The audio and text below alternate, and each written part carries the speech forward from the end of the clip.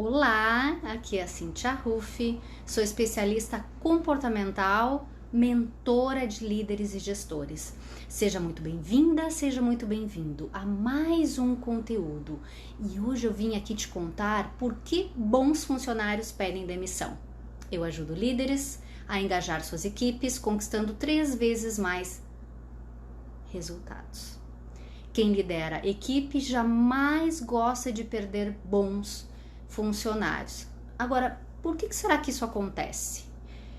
Eu cheguei numa empresa para fazer uma consultoria de liderança e engajar aquela equipe, e na reunião com esse líder, ele me disse o seguinte: Cíntia, aqui não para ninguém.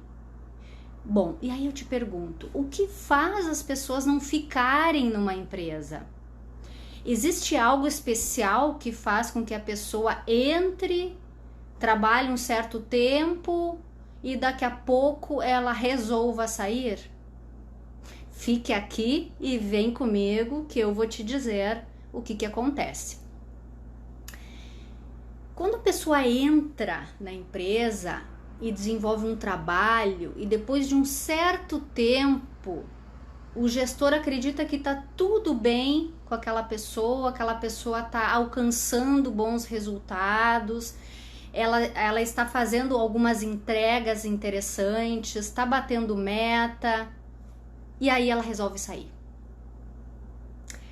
Percebe-se que alguma coisa aconteceu, pois elas resolvem assumir o custo da mudança. Tá, mas que custo é esse? Custo da mudança. Quando a gente se muda, vamos supor, a pessoa comprou um apartamento novo, ela saiu do apartamento antigo justamente porque ela está incomodada de alguma coisa, e ela resolve ter o custo dessa mudança para ir para esse apartamento novo. Ela tem o custo de levar os móveis, ela tem o custo todo da instalação elétrica, gás, ela tem o custo da adaptação dos móveis, ela tem vários custos associados a essa mudança. Bom, sem falar no custo de arrumar o apartamento antigo, seja ele para vender, seja ele para devolver para a imobiliária, por locação. Então toda mudança ela tem um custo. E quando um funcionário, quando um colaborador resolve sair da sua empresa, ele também assume um custo da mudança. Que custo é esse? É um custo de não dar certo, é um custo de não acostumar, não se adaptar com o ambiente, é um custo de não gostar da cultura organizacional, é um custo dos seus valores não estarem alinhados com os valores da empresa. Então, quando isso acontece, causa um certo desconforto, certo? Então, tudo isso é um custo. É um custo de não se acertar com o líder direto, com o seu gestor, não ter afinidades com o seu gestor, não ter admiração pelo seu gestor. Então, esse custo é o custo da mudança, de você sair de um trabalho e ir para o outro, certo? E quando essa pessoa, esse colaborador, ele está trabalhando bem e mesmo assim ele resolve então assumir esse custo da mudança. E eu vou te contar aqui que tem alguns fatores que fazem essa pessoa resolver assumir esse risco, porque isso é um risco de trocar um trabalho onde ele tem por algo que ele não conhece e daqui a pouco ele também não se alinha, ele também não gosta. Então eu vou te falar esses 5 fatores que fazem a pessoa mesmo assim optar de sair da empresa. Bom, o primeiro é o seguinte, é a falta de reconhecimento. Então quando o colaborador, por exemplo, ele faz uma coisa interessante, ninguém reconhece. Ninguém reconhece uma vez, ninguém reconhece a segunda vez, ninguém reconhece a terceira vez. Quando eu falo ninguém, eu estou me referindo principalmente ao gestor direto, tá? A quem acompanha o seu trabalho. Então, esse é o ninguém, ok, líder? Bom, isso, com o passar do tempo, começa a ser desestimulador. aquela coisa assim, ó, não faz mais nada do que a sua obrigação. Essa frase e esse, digamos assim, essa situação, né, podemos dizer assim, essa cultura, a cultura do não fazer nada mais do que a sua obrigação, isso desestimula. Nós, seres humanos, somos programados, digamos assim, que o reconhecimento é uma necessidade humana. Ela faz parte da pirâmide de Maslow. Você obter reconhecimento. Faz parte dessa hierarquia das necessidades. Nós necessitamos obter reconhecimento. Então, não precisamos nos sentir mal por essa questão do reconhecimento, porque é uma necessidade humana. Segundo fator que faz com que a pessoa saia da empresa e resolva então assumir o custo da mudança é a sobrecarga de trabalho. Hoje vemos muito isto em algumas organizações.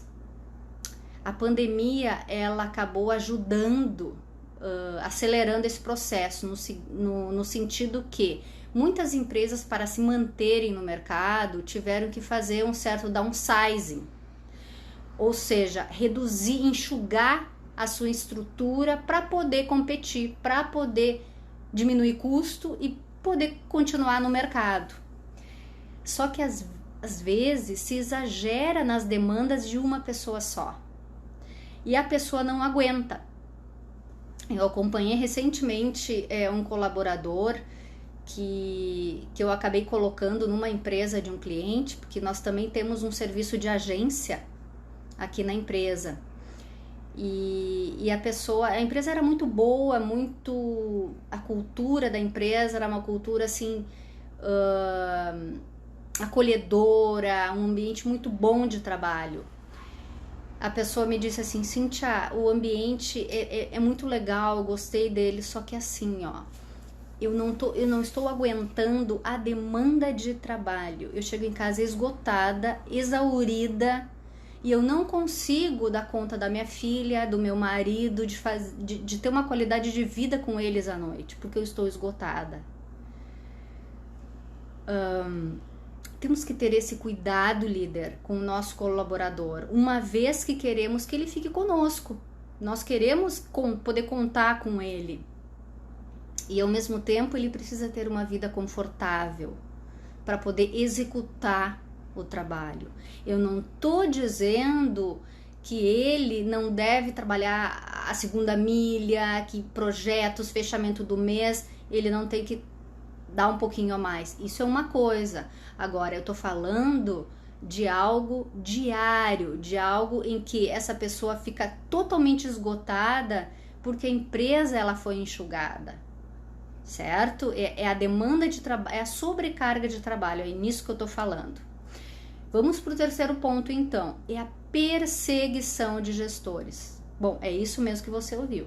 Infelizmente, tem empresas que os gestores ainda perseguem os seus liderados. Vou te falar como isso acontece. O gestor ele tem um perfil diferente do perfil do seu colaborador. E isso faz com que eles não tenham uma certa afinidade, o que não é nenhum problema, líder. Isso acontece e, muito pelo contrário, isso dá complementariedade. Só que tem pessoas que não lidam bem com essa questão. O gestor, ele deseja que o colaborador faça o seu trabalho à sua maneira. E não a maneira conforme ele aprendeu, não conforme a maneira com que o perfil dele se sente mais confortável em fazer. E aí, essa pessoa, de certa forma, esse liderado, ele também acaba buscando uma certa autonomia, uma autonomia que ele ainda não possui. Ele não pergunta, sai fazendo. São vários fatores que aí o gestor acaba indo para cima de uma forma inadequada, certo? Então são sucessões de desalinhamentos entre uma parte e a outra parte que acaba, digamos assim, o gestor pegando no pé daquele liderado. Quarto ponto que faz com que a pessoa mude de empresa, assuma o custo da mudança, é a desorganização interna. Bom, o que é isso? É quando o setor está muito desorganizado, a área onde ele trabalha, onde está essa pessoa, tem os processos bagunçados e essa desorganização, o gestor acaba culpabilizando o colaborador de alguns erros que fogem do seu controle. São erros que fogem do seu controle por conta de processos mal estruturados, que o trabalho não flui da forma que deveria, ou que acontecem erros devido a planejamentos inadequados de processos. Então, essa desorganização interna também leva a pessoa a querer ir embora da sua empresa ou da sua liderança. E o quinto ponto é a gestão desagradável. O que será que é isso? Aí, líder, entra a falta de tratamento adequado ao colaborador. Esse tratamento, ele não é de uma forma respeitosa, não é de uma forma de valorizar o trabalho, não tem apoio, não tem desenvolvimento, muito pelo contrário, é de uma forma ríspida, muitas vezes um tanto hostil de tratar as pessoas. E esse tratamento faz com que a pessoa não queira mais ficar na empresa e resolva então enfrentar o custo da mudança. Tem gestores que eu converso que me dizem o seguinte: na verdade, Cíntia, as pessoas não querem sair da zona de conforto. Quando mexem na zona de conforto delas, elas espanam. E aí? É isso mesmo que acontece? Porque uma coisa é você mexer na zona de conforto e a outra é você ter um ambiente nada agradável para se trabalhar, nada saudável e as pessoas ficarem 8 horas, as horas mais produtivas do dia naquele trabalho. Agora, você quer ter a certeza que você não vai perder o teu colaborador, que é um colaborador bom para outras empresas? Eu vou te dizer como ele deve ser tratado e que tipo de ambiente ele deve ter. Vou te dizer agora, são 4 dicas para você não perder o teu colaborador. Então, olha só o que você vai fazer daqui para frente para melhorar ainda mais a sua liderança. Primeiro, você vai ajudá-lo, você vai dar o apoio. Você é pago, líder, para desenvolver o teu colaborador. A razão de ser da tua função como líder, você como um gestor, é para você desenvolver o teu colaborador. Invista tempo para fazer dele uma pessoa melhor, fazer dele um profissional mais qualificado, mais produtivo. Vamos supor assim, se cada colaborador implantar uma melhoria de processo com a sua ajuda, líder, a tua equipe será organizada, o trabalho fluirá e ele se sentirá parte desse processo de melhoria e ficará cada vez mais comprometido. Então ajude ele, apoie ele, saiba qual é a necessidade que ele tem para desempenhar melhor o seu trabalho. Segundo ponto, líder, dê feedback. As pessoas necessitam de feedback para saber como estão. As pessoas necessitam de feedback para melhorar o seu trabalho. Diga para ele como ele pode ser melhor. Monte um PDI. Sabe o que é PDI? É um plano de desenvolvimento individual. Construa com ele esse plano para ele evoluir.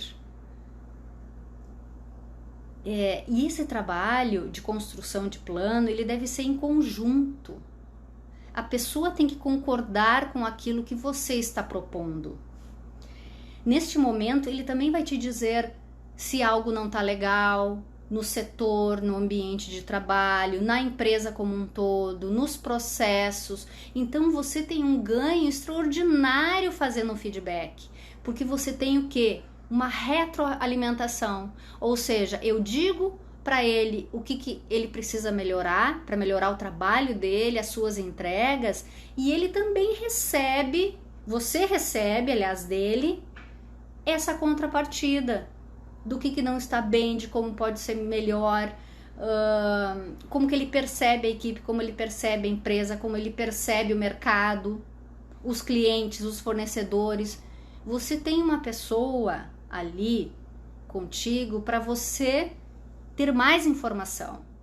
E informação importante, estratégica, muitas delas. Terceiro, reconheça-o. Você sabia que o reconhecimento é a ferramenta mais barata que existe de motivação? E infelizmente os gestores não exploram essa ferramenta. Ela não custa nada. É apenas você dizer como é que foi o trabalho do seu liderado. Você presenciar o esforço dele e você reconhecer, olha, a tua apresentação ficou excelente, o teu relatório ficou muito bem escrito, parabéns, nossa, como você se esforçou esse mês, você bateu a tua meta, show, parabéns, era isso mesmo que a gente buscava, como você está se adaptando aqui na empresa, como você está gerando um bom trabalho. É nessa linha, líder. Tem líderes que têm uma crença que se a gente elogiar, estraga. Cíntia, eu não posso elogiar que eu estrago. Gente, isso aí é uma crença. Quando a gente elogia um filho, ele tenta nos surpreender com aquele elogio. Ele tenta dar o retorno. O nosso colaborador é da mesma forma. No momento que a gente elogia, que a gente surpreende ele com aquele elogio, ele também tenta nos surpreender com mais exemplos positivos nesse sentido. Certo? Então, o reconhecimento, ele é muito importante na sua liderança, líder.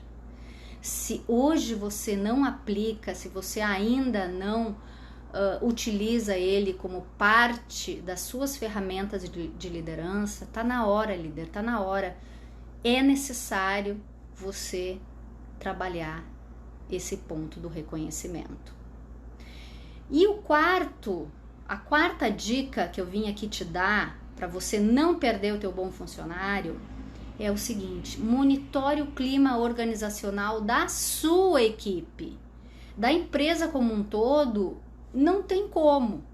Você não tem esse controle e, digamos assim, essa função agora da sua equipe. Te preocupa, líder, com o clima da tua empresa. Veja o ambiente com que essas pessoas estão. Será que essas pessoas estão bem entre elas? Será que elas estão se dando bem? Será que existe cooperação das entregas entre a equipe? Promova reuniões. Se isso não acontece da forma como você julga a melhor forma, promova reuniões de integração, cafés da manhã, que vocês possam começar o dia de uma forma diferente, falando de estratégia, falando de dificuldade, fazendo uma revisão de coisas que vocês gostariam de atingir. E esses cafés, eles também servem para as pessoas conversarem, para as pessoas se integrarem. Tudo isso ajuda as pessoas a produzirem mais na sua equipe. Faça com que elas se sintam melhores. Se elas tiverem alguma desavença entre uma e outra, esses cafés eles promovem um clima positivo. Procure investir na segurança psicológica. Tem um vídeo que eu falo só de segurança psicológica. Então, verifique se a tua equipe tem essa segurança psicológica.